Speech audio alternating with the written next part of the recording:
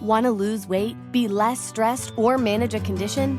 Prescription for Wellness can improve your health with personalized sessions based on your schedule. Our expert health coaches and care managers use proven techniques. It's free for UPMC Health Plan members and could lead to the results you want. For more information, visit upmchp.us/pfwellness. That's upmchp.us/pfwellness. Hey there, it's Mary. All week long, I am sharing some of my favorite episodes from the year. Stories of people caught up in the swirl of the culture wars and other hot-button issues. Stories I think are especially important to hear as we ramp up into the 2024 election season. Today, you're going to hear from trans teenager Noah Laird and his mom, Katie. After dealing with an onslaught of anti-trans legislation in Texas, these two felt like they had no choice than to pack up and leave the state entirely. Really, it feels like life or death, where we need to be able to run away. And that's kind of what we did, is we ran away as quickly as we could to be safe. Over the last 2.5 years, more than 20 states have passed bills targeting trans youth, from bans on gender-affirming care to school sports participation. And gender ideology has become a favorite topic for just about every Republican candidate for president, which is why it's especially important to listen to people like Noah and Katie right now. All right, here's the show.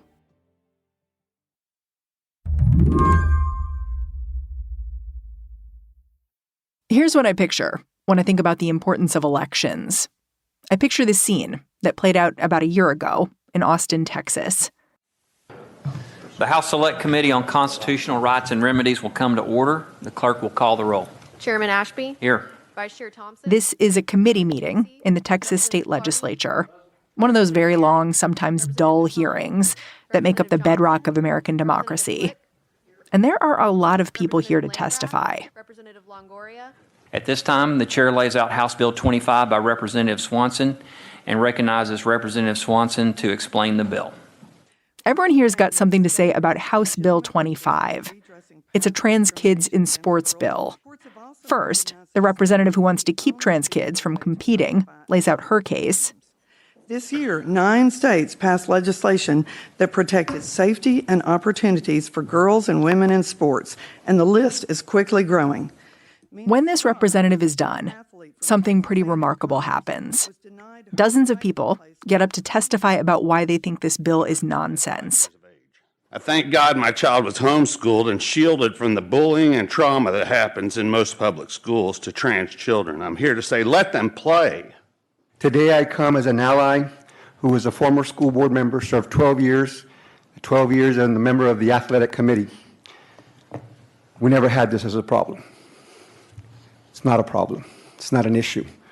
As a faith leader, I'm speaking in opposition of HB 25, especially in light of the dangerous and violent and cruel ways that faith is often weaponized against trans people. I learned so much about God from our transgender siblings. It takes more than 8 hours to get through them all. Parents of trans kids get up. Teachers get up. At one point, a 10-year-old trans girl gets up. Today is picture day at school, but instead I had to come to Austin again to tell you, please do the right thing and vote no on this bill. I have listened to testimony given in support of this law, and it makes no sense. No one had any examples in Texas where trans kids like me hurt another kid playing sports, but I can tell you personally that even just trying to pass these bills has hurt real kids in Texas like me. The reason I think about this scene when I think about elections is because of what happened next, which is nothing. House Bill 25 got signed into law 3 weeks later, as if none of the people who showed up to testify had shown up at all. Listening back, that 10-year-old trans girl, Maya, she had this exchange with a lawmaker that I couldn't quite shake. She talks about how hard it is to testify, which she's done before. And then she says, When I try to fall asleep, sometimes I imagine having to leave my best friend, friends, cousins, family, etc. because of these laws. I imagine you guys are yelling and shouting at me to leave Texas because I'm trans and being myself, and that's not fair.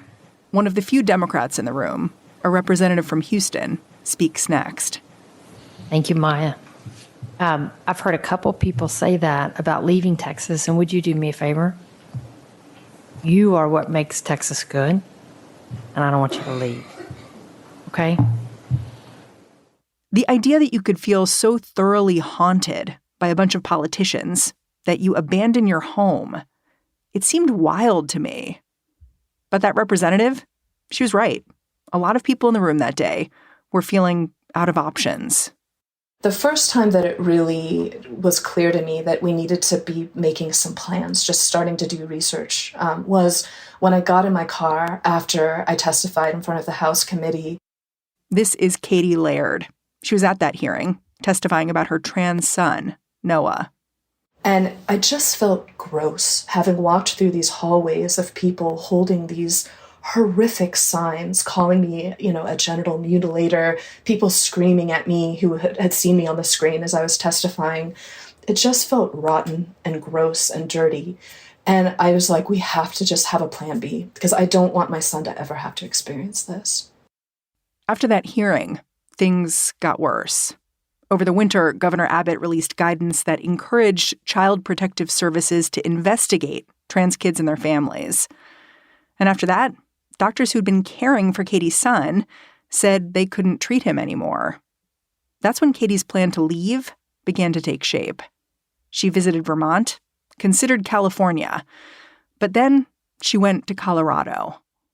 Ultimately, I visited Colorado, and it was just that experience of a very visible, trans and LGBTQ plus community, the pride flags, the existence of some really strong gender clinics for teenagers. I mean, we're moving from a lovely neighborhood in Houston that had an ocean of Trump signs. And whenever I put our Love is Love yard sign up, we got reported to the HOA and they made us take it down. The Homeowners Association? Yes. So to me, it's like, if we've got to move, let's get the things that we need. Let's be surrounded by the people that we need to love us. And why not? Let's get into hiking. So it was kind of that part of the decision was fun. It was the first state to guarantee insurance coverage for gender-affirming care, right? That's right. Katie and Noah left Houston behind over the summer, powered by a GoFundMe campaign. Katie's 5-year-old stayed back in Texas with his dad. It was one of the hardest decisions of my life, and I still every day wonder, how are we going to do this? Because as a mom, to leave one child to take another child out of state, it hits you hard. It really does. It's brutal. It's brutal.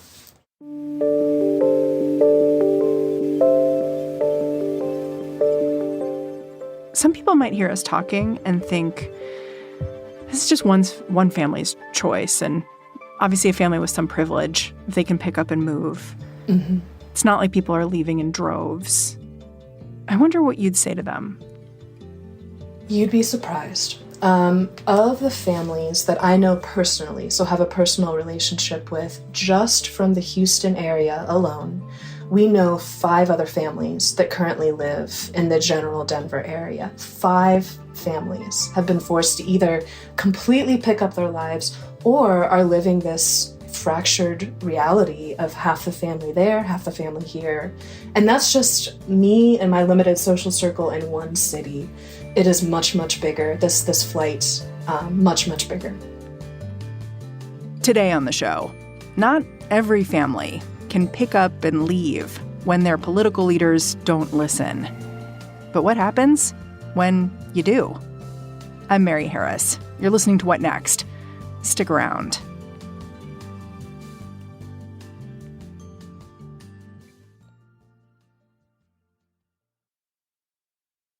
I'm Josh Levine, the host of Slate's podcast 1 Year. In our new season, we're firing up our flux capacitors and taking you way back. 1955. 1955. we'll bring you 1955's weirdest, wildest, and most captivating stories. You'll learn about forgotten pioneers, like the TV Weather Girls, who took the country by storm. A cute, sexy young woman was very appealing, and I can quite understand why.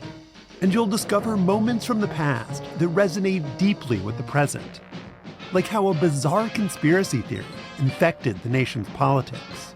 Oh my God, they're trying to establish a prison camp. This is going to be Siberia, USA. 1 Year, 1955. Coming August 31st, wherever you get your podcasts. Hey, friend, before you hit fast forward through this ad, let me just bend your ear a tick and tell you all about Slate Plus, Slate's membership program.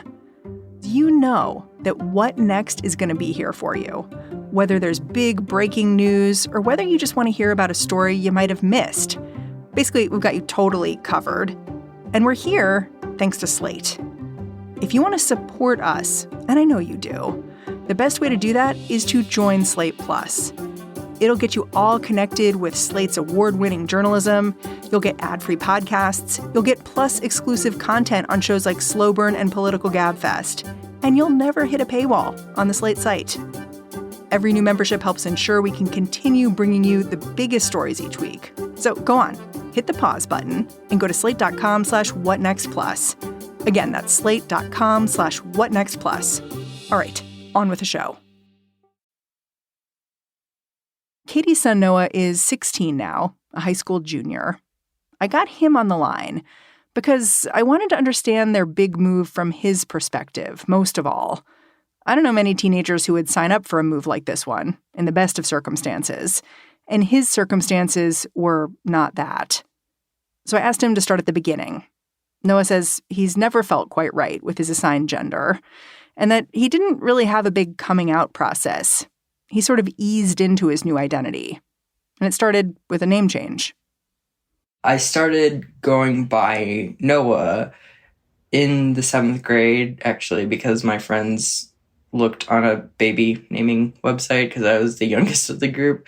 And I started telling my teachers that I was going by Noah, and I started writing on like homework and just schoolwork all around with that name. But my mom saw the name on some of my papers and just questioned it. And at first I was really, really scared. Obviously, not that anything bad would happen, not that I'd get in trouble or anything, but I didn't want to take away their little daughter, their little girl. At the time, your mom notices you writing Noah on your schoolwork. Were you aware of the political conversation about being trans and trans kids? The most that I really knew about it at the time was that people were talking about having an all-gender type bathroom. I distinctly remember me and my dad going into a Target and us talking about how they wanted to have all-gender bathrooms in a Target, but that a lot of people were like kind of freaked out by it, and I didn't understand that until much later, that it was kind of for sad reasons at times. So yeah, that was really all I understood. And I also sort of kind of understood that like people thought that coming out in 2018 was almost like a weird trend. Like, oh, you're seeing this online, you're seeing it everywhere. Like, so this is something that you want to do, but it was not. So you were aware of people basically thinking what you were feeling was faddish. Yeah. How was school as you were beginning to transition? Was it fine? Like, was it when you started writing a different name at the top of your papers, were your teachers like, okay? Yeah, they didn't really care. I mean, I'm always really thankful because I have pretty broad shoulders and I have thick eyebrows. So I was already pretty easily passing as male before I really even came out. I also always preferred to have shorter hair. And like, whenever I told my teachers, they were like, yeah, not surprised, not not surprised at all. And were totally okay with me changing my name up, and would take a note on their attendance sheets that this was the name that I was going by. Everyone knew me by said name. He, him pronouns too? Yeah, and he, him pronouns. And no one really cared. And unfortunately, it wasn't until high school that I was terrified. What was it about high school that made you terrified?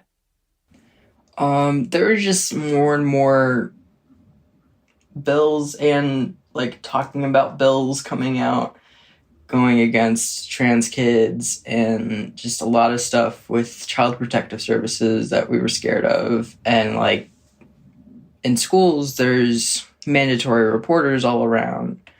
And unfortunately, I have kind of a bad past with SH. And with what? Self-harm. Oh. Yeah, so if they were to see that, think that something was going on at home, and wanting to help for possibly the wrong intentions or the correct intentions, it was just terrifying to be at school around people who could possibly take me away. Did you ever feel that directly? You say you got scared in high school. I'm sure it was all different teachers, people who were just getting to know you. Was there a vibe shift?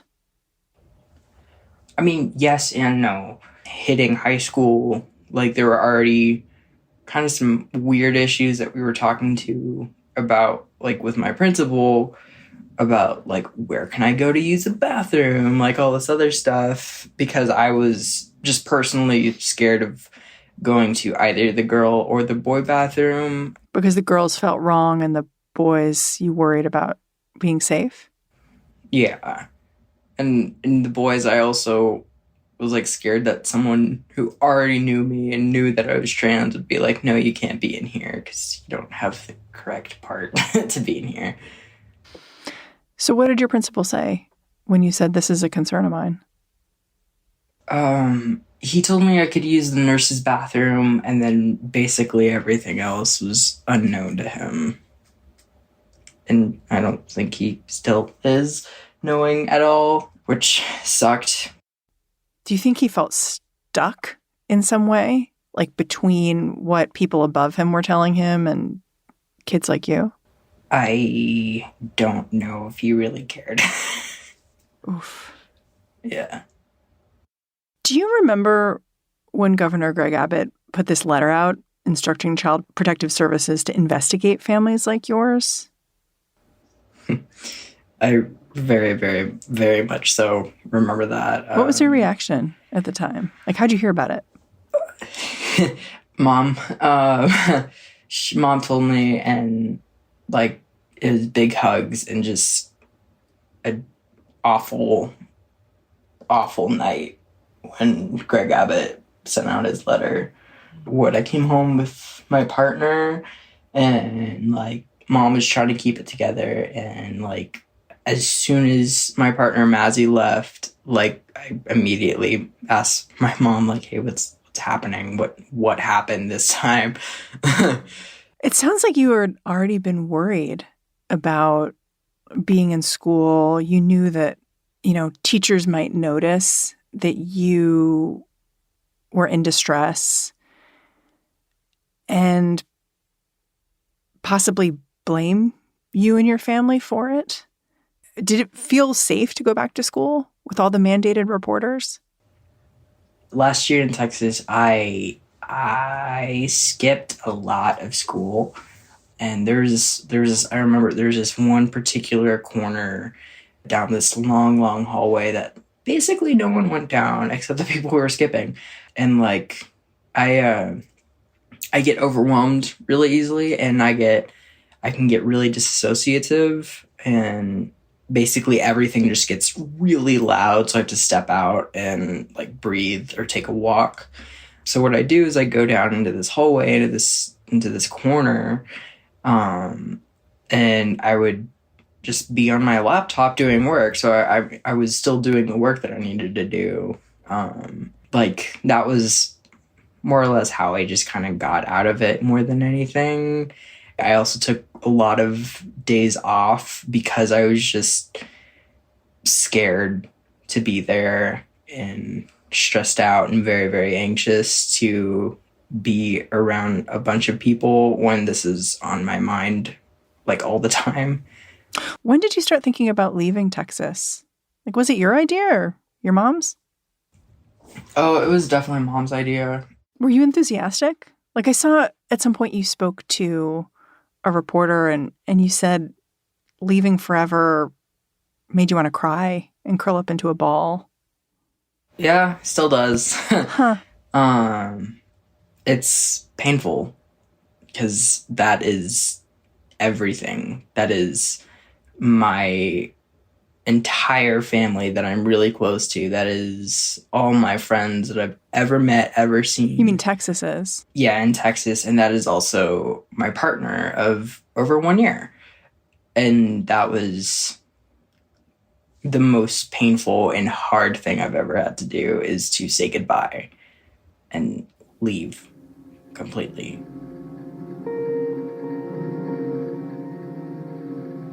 When we come back, life after Texas.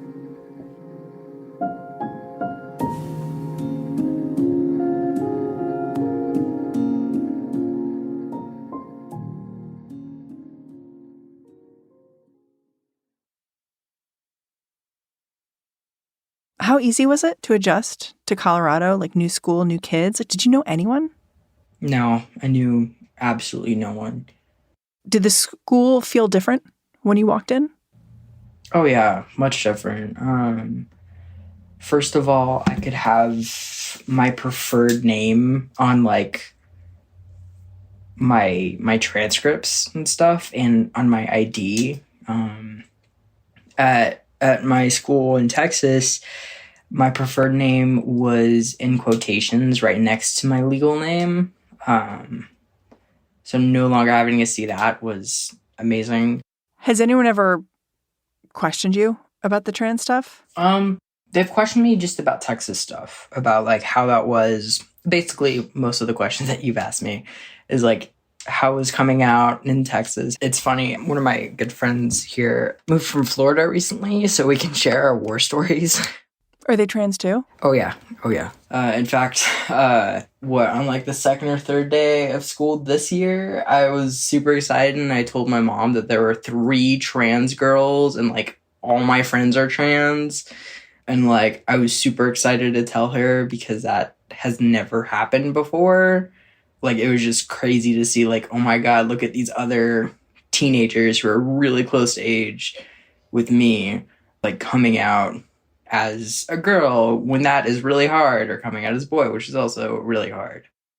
You must have had friends back in Texas who needed to stay. Like, not everyone can move. Oh yeah, my best friend, who's also trans and unfortunately does not have a family like mine, he has to stay, and moving has never been upon the subject or topic for them to be talking about, because they almost completely deny the fact that he even is trans, really. How often are you in touch with your friend? Not as much as I'd like. I mean, we're very much into like sending each other videos and memes or funny photos, but both of us can get into like really depressive states. So we kind of self-isolate, and I think currently, actually, unfortunately, he is in that area.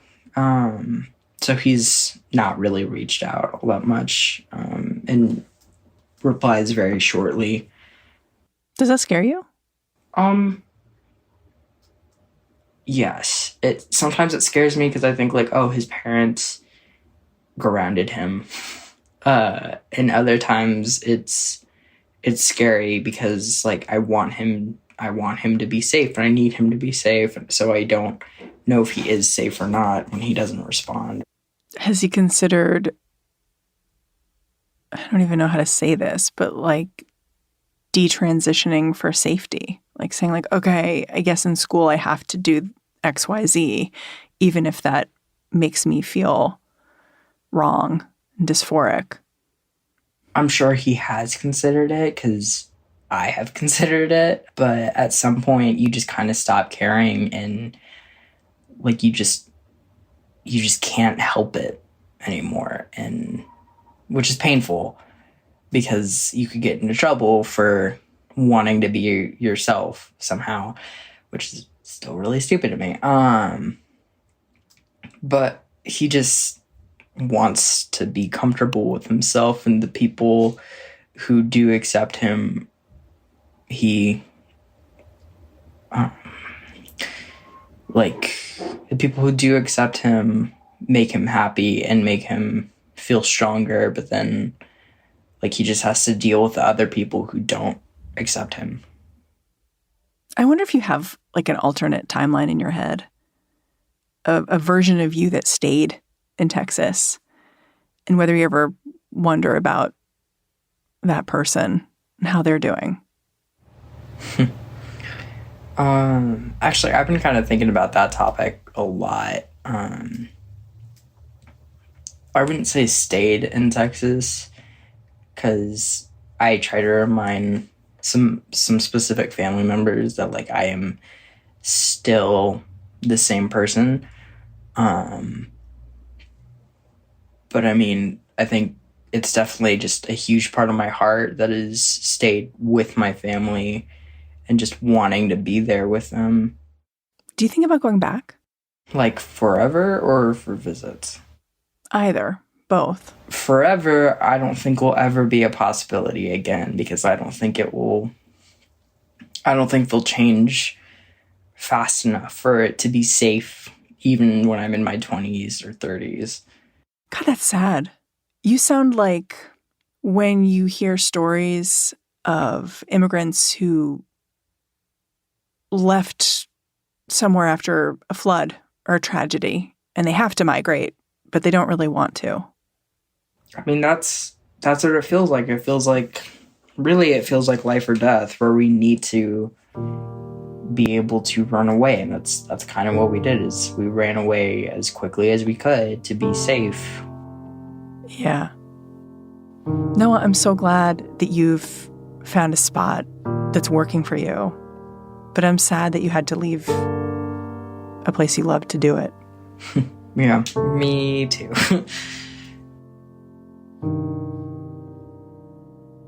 All right, that's the show.